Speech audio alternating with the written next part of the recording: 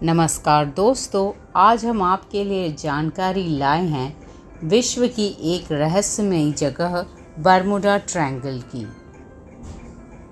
Bermuda triangle क्या है? ये बरमुडा ट्रायंगल और क्या है इसका रहस्य? बरमुडा ट्रायंगल को दुनिया की सबसे रहस्यमयी जगहों में से एक माना जाता है। एक ऐसा क्षेत्र जहां से गुजरने वाले जहाज, चाहे वो समुद्री जहाज हों या हवाई जहाज, रहस्यमयी तरीके से गायब हो जाते हैं। लोगों का मानना है कि इस क्षेत्र में कुछ ऐसी अदृश्य शक्तियां मौजूद हैं जो वस्तुओं को अपनी ओर आकर्षित करती हैं। पिछले 100 सालों में इतिहास में यहाँ कई जहाज गायब हो चुके हैं और हजारों मौतें हो चुकी हैं। है ना ये बहुत दुखद? बरमुडा ट्रायंगल को लेकर वैज्ञानिकों में बहस छिड़ी रहती है। इस क्षेत्र को लेकर सभी वैज्ञानिकों के मत अलग अलग हैं। आज हम आपको बरमुडा ट्रायंगल के बारे में बताएंगे। बरमुडा ट्रायंगल, जिसे राक्षस ट्रायंगल यानी डेविल्स ट्रायंगल भी कहा जाता है, उत्तरी अटलांटिक महासागर के पश्चिमी भाग का एक क्षेत्र है जो 5 लाख स्क्वायर किलोमीटर तक फैला हुआ है। इसे बरमुडा ट्रायंगल का नाम इसलिए दिया गया क्योंकि यह बरमुडा यानी ब्रिटेन के एक प्रवासी क्षेत्र के समीप है और इसका आकार ट्रायंगल की तरह है।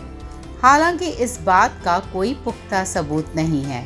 माना जाता है कि बहुत सारे हवाई जहाज और समुद्री जहाज रहस्यमयी परिस्थितियों में बरमुडा ट्रायंगल से गायब हो चुके हैं। इस क्षेत्र में जहाज़ों के गायब होने के कारणों पर कई अध्ययन और शोध किए गए, लेकिन स्पष्ट रूप से सामने निकलकर कुछ भी नहीं आया। 20वीं शताब्दी के मध्य में इस क्षेत्र को लेकर चर्चाएं आरंभ हुई और इसे रहस्यमयी जगह कहा जाने लगा, लेकिन अधिकांश प्रतिष्ठित स्रोत इस जगह को रहस्यमयी होने से खारिज करते हैं। क्या है बरमुडा ट्रायंगल का इतिहास? बरमुडा ट्रायंगल की सबसे जुड़ी पहली गायब होने की असामान्य घटना का जिक्र 17 सितंबर 1950 में द मियामी हेराल्ड में प्रकाशित एक लेख में किया गया, जिसके लेखक एडवर्ड वॉन विंकल जोन्स थे। इसके 2 वर्ष बाद एक फेट नामक मैगजीन में सी मिस्ट्री और बैकडोर नाम से लेख प्रकाशित किया गया, जो जॉर्ज सैंड द्वारा लिखा गया एक छोटा सा लेख था। इस लेख में सैंड ने कई हवाई जहाज़ों और समुद्री जहाज़ों के गायब होने का जिक्र किया, जिसमें फ्लाइट 19 समूह भी शामिल था। फ्लाइट 19 यूएस नेवी के 5 General Motors TBM Avenger torpedo bomb वर्षकों के एक समूह का पदनाम था। यह समूह 5 दिसंबर 1945 को उस समय गायब हो गया था जब वह United state navy over water navigation training के दौरान बरमुडा ट्रायंगल से गुजर रहा था। इस घटना के बाद समूह में शामिल 14 एयरमैन का कोई सुराग नहीं मिल पाया। इसके बाद एक मार्टिन PBM मारिनर नामक फ्लाइंग बोट के साथ 13 चालक दल सदस्यों की टीम उन्हें खोजने के लिए निकली, लेकिन वे भी गायब हो गए। सैंड द्वारा लिखा गया यह पहला ऐसा लेख था जिसमें गायब होने की घटनाओं का वर्णन किया गया था। अप्रैल 1962 में अमेरिकन लेजेंड पत्रिका में एक बार फिर से अकेले फ्लाइट 19 के बारे में विस्तार से लिखा गया।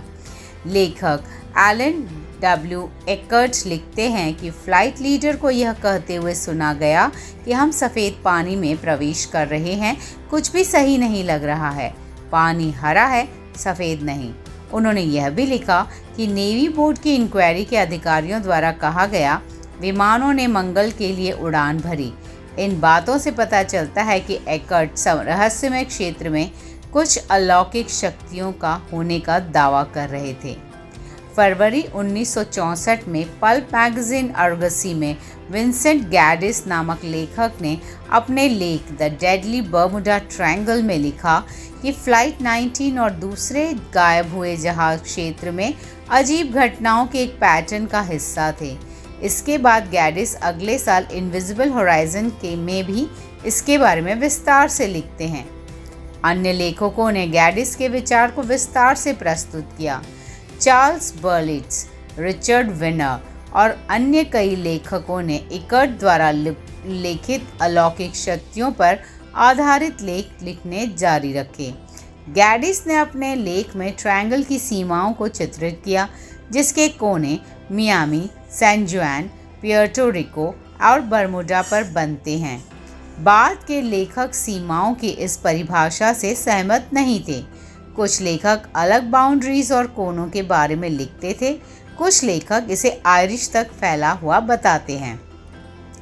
आखिरकार बरमूडा ट्रायंगल का रहस्य क्या है?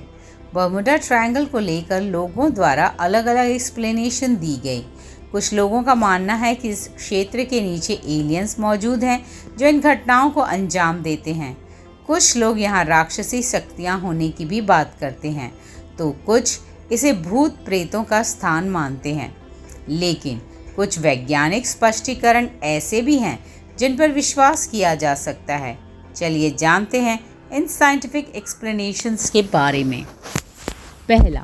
सबसे पहला तथ्य, बरमूडा ट्रायंगल में समुद्री जहाज़ों का आना जाना बड़ी संख्या में होता है, जो रहस्यों का कारण बन सकता है। क्योंकि यदि किसी स्थान पर अधिक ट्रैफिक होगा तो वहां सामान्य क्षेत्र के मुकाबले अधिक एक्सीडेंट्स होने के चांसेस होते हैं। दूसरा, बरमूडा ट्रायंगल के क्षेत्र में तूफान बहुत अधिक आते हैं। ऐसे में वहां कभी कभी अत्यंत शक्तिशाली तूफान भी उठते हैं जो जहाज़ों को डुबो सकते हैं। इसलिए इसे असामान्य घटनाओं से जोड़ा नहीं जा सकता। दूसरा, एक आम व्याख्या जो मैग्नेटिज्म से संबंध रखती है। धरती का मैग्नेटिक नॉर्थ पोल और ज्योग्राफिक नॉर्थ पोल एक स्थान पर नहीं है, जिसका मतलब कंपास सटीक नॉर्थ पोल की तरफ संकेत नहीं करता है। आम तौर पर नाविक इस अंतर से परिचित होते हैं और वे कैलकुलेशन कर सही दिशा का पता लगा लेते हैं। लेकिन समुद्र में एक स्थान ऐसा आता है जहां कंपास मैग्नेटिक नॉर्थ पोल और ज्योग्राफिक नॉर्थ पोल को एक ही दिशा में दर्शाता है। जिस स्थान पर ऐसा होता है उसे एगोनिक लाइन कहा जाता है। एक एगोनिक लाइन मैक्सिको की खाड़ी के पास बरमूडा ट्रायंगल से निकलती है। इसलिए हो सकता है कि नाविकों और विमान चालकों के साथ इस स्थान पर नेविगेशन में गलती हुई हो और वे भटक गए हों। तीसरा, कुछ वैज्ञानिकों का मानना है कि कुछ जगह पर समुद्र के नीचे मीथेन गैस जमा होती है, जहां से कई बार बड़ी संख्या में मीथेन गैस के बुलबुले उठते हैं। गैस का अचानक से समुद्र तल से निकलना समुद्र में झाग उत्पन्न कर देता है, जो जहाज को आसानी से निगल सकता है। इसी तरह की प्रक्रिया ने संभवतः नॉर्वे के समुद्र तल पर विशाल गड्ढे बनाए, लेकिन ऐसा होने के सबूत कहीं भी नहीं मिले हैं। एक मत यह भी है कि बरमूडा ट्रायंगल के क्षेत्र में मौजूद पानी समुद्र के बाकी क्षेत्र के मुकाबले बहुत कम गहरा है। कहा जाता है कि पुराने समय में कई बार समुद्री जहाज इस क्षेत्र में नीचे छिपे हुए मिट्टी के टीलों में अटक जाते थे, तो हो सकता है इसी वजह से यहाँ समुद्री जहाज़ों के साथ अनहोनी घटनाएं घटी हों। पांचवा, कुछ वैज्ञानिकों का कहना यह भी है कि बरमूडा ट्रायंगल पर अजीब तरह के बादल बनते हैं, जिससे हवाई जहाज और समुद्री जहाज दुर्घटनाग्रस्त हो जाते हैं। ये बादल हेक्सागोनल आकार में होते हैं, इसलिए इन्हें हेक्सागोनल क्लाउड्स का नाम दिया गया है। ये बादल हवा का एक बड़ा विस्फोट पैदा करते हैं, जिससे 170 मील प्रति घंटे की रफ्तार से तेज़ हवाएं चलती हैं। ये बादल और हवाएं दोनों मिलकर हवाई जहाज और समुद्री जहाज से टकराते हैं, जिससे जहाज अपना संतुलन खो देता है और वह दुर्घटनाग्रस्त हो जाता है। अवधारणा की आलोचना। बरमूडा ट्रायंगल से जुड़ी रहस्यमय घटनाओं की बातें तब संदेह के घेरे में आने लगी जब लैरी कुश ने 1975 में the Bermuda triangle mystery solve नामक एक बुक के जरिए अपनी रिसर्च को लोगों के सामने पेश किया। कुशे ने तटरक्षक बलों, एयरफोर्स और अन्य कई एजेंसियों की मदद से घटना से जुड़ी जानकारियां इकट्ठी की। उन्होंने उन सभी शहरों से न्यूज़पेपर्स की माइक्रोफिल्म कॉपीज़ हासिल की जहां विभिन्न घटनाओं की सूचना मिली थी। कुशे ने अपने रिसर्च में कहा कि गैडिस और उनके बाद के लेखकों ने घटना से जुड़े दावों को बढ़ा चढ़ाकर लोगों के सामने पेश किया। उन्होंने बर्लिट्ज के वर्णन और चश्मदीदों, घटना से जुड़े लोगों और अन्य शामिल लोगों के बीच प्रारंभिक घटना से जुड़ी बहुत सारी अशुद्धियों और विसंगतियों को प्रस्तुत किया। कुशे ने यह भी कहा कि बर्लिट्ज ने विपरीत सबूत होने के बावजूद कुछ घटनाओं को जानबूझकर रहस्य के तौर पर प्रस्तुत किया। कुशे ने यह भी तर्क दिया कि बड़ी घटनाओं की अधिकतम संख्या जो ट्रायंगल के प्रभाव को जन्म देती हैं, वास्तव में इसके बाहर घटित हुई थी। जब वर्णन की गई घटनाओं की तारीख से जुड़े अखबारों का अध्ययन किया गया तो पाया कि लगभग सभी घटनाएं असामान्य मौसम से जुड़ी हुई थी, जिनका कभी भी गायब होने वाली कहानियों में उल्लेख नहीं किया गया। कुशे की रिसर्च से जो निष्कर्ष निकला वो कुछ इस प्रकार हैं।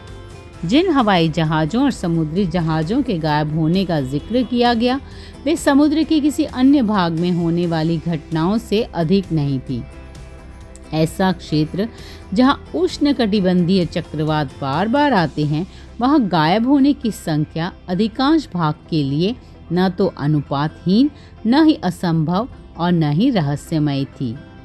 बर्लिट्ज और अन्य लेखक उन तूफानों या गायब होने की घटनाओं को प्रस्तुत करने में विफल रहे जो प्रायः शांत मौसम में घटित हुई हो, और मौसम संबंधी रिपोर्ट इसे साफ तौर पर मानने से इनकार करती हो। कुछ गुमशुदगी ऐसी भी थी जो वास्तव में कभी नहीं हुई थी। कहा जाता है कि 1937 में फ्लोरिडा के डेटोना बीच पर सैकड़ों गवाहों के सामने एक विमान दुर्घटना हुई थी, लेकिन स्थानीय अखबारों की जांच में ऐसा कुछ भी सामने नहीं आया। बर्मुडा ट्रायंगल एक मनगढ़ंत रहस्य है जिसका वास्तविकता से कोई संबंध नहीं है। लेखकों द्वारा जानबूझकर या अनजाने में गलत धारणाओं, दोषपूर्ण तर्क और सनसनी का इस्तेमाल करके इसे कायम रखा गया।